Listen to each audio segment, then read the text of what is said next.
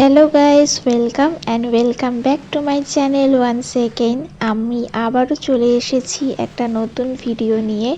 অনেক দিন পর আজকে আবারও যাচ্ছি পাহাড়ে, ফিলিং এক্সাইটেড।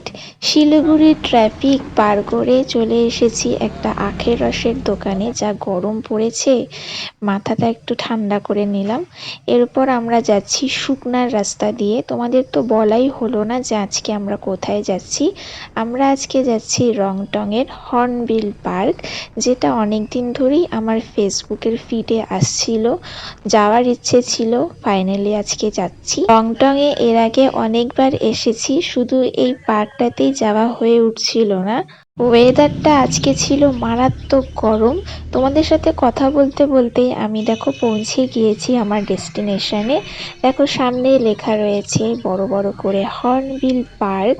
জায়গাটা বেশ শান্তশিষ্ট এবং চারদিকে পাহাড়ে ঘেরা, এবং শুধুই পাখির কলরব। সামনে এই সুন্দর গাছটা দেখতে পাচ্ছি, যা প্লেসটাকে আরো নজর কাড়া করে তুলেছে। তো আমরা টিকিট কাউন্টার থেকে টিকিট কিনে এখন যাচ্ছি গ্লাস স্কাই ওয়াক, যেটা হচ্ছে এখানকার অন্যতম নিদর্শন। তো সবাই এটা দেখতেই আসে। দেখো পাশ দিয়ে টয় ট্রেনের রেল লাইনের রাস্তা চলে গেছে। যদি ভাগ্য থাকে তাহলে টয় ট্রেন তো আমরা দেখতেই পাবো। তো আমি এখন যাচ্ছি গ্লাস স্কাই ওয়াকের এক্সপিরিয়েন্স করতে। সিঁড়িটা উঠতে একটু আমার ভয় লাগছিল, বাট কোনো ব্যাপার না। এই স্কাই ওয়াকটা ছিল দোতলাতে, তো কোনো রকমের সিঁড়ি পার করে দেখো চলে এসেছি।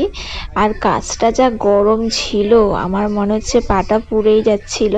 কি আর বলবো, বাট এক্সপিরিয়েন্সটা ছিল দারুণ। চারদিকে পাহাড়ে ঘেরা গ্লাস স্কাই ওয়াক, পাশে টয় ট্রেন এবং পাখির কলরব। উফ, তোমাদের যে এই এক্সপিরিয়েন্সটা আমি কি করে বোঝাবো, সেটা তোমরা এখানে না আসলে জানতেই পারবে না। যারা খুব শান্তশিষ্ট পরিবেশ পছন্দ করো, তাদের জন্য এই জায়গাটা হচ্ছে একদম পারফেক্ট। তো আমাদের টিকিটের ভাড়া নিয়েছিল পার পার্সন 50 টাকা করে। এরপর আমরা এই গ্লাস স্কাইওয়াক থেকে চলে গিয়ে পাশে যে হর্নবিল পার্কটা আছে সেখানে ঢুকবো। দুটো জায়গার একটাই টিকিট। পার্কে ঢোকার সঙ্গে সঙ্গেই দেখো একটা বড় টাওয়ার, গাছগাছালি, বাচ্চাদের চড়ার জিনিস, দোলনা এবং বড় করে লেখা আই লাভ নেচার। এখানে পাহাড়ি পোশাক ভাড়া পাওয়া যায়, যেটা তোমরা পরে ফটো ক্লিক করতে পারো।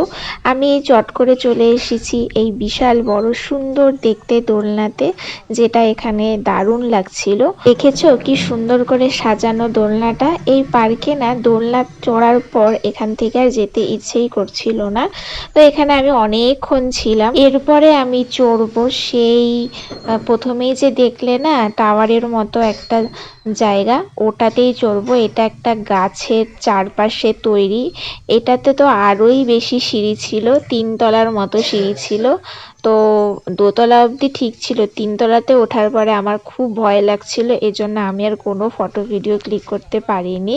জলপাইগুড়ি থেকে এই জায়গার দূরত্ব 68 কিলোমিটার। শিলিগুড়ি, শুকনা, রংটং হয়ে তোমাদের এই জায়গাটা পড়বে। আসার আগে অফলাইন ম্যাপ ডাউনলোড করে নিও। মোমো খেয়ে এবার আমরা যাচ্ছি বাড়ির উদ্দেশ্যে। তোমাদের আজকের এই ভিডিওটা কেমন লাগলো অতি অবশ্যই জানিও। ভালো লাগলে লাইক, শেয়ার এবং সাবস্ক্রাইব করতে ভুলো না। বাই।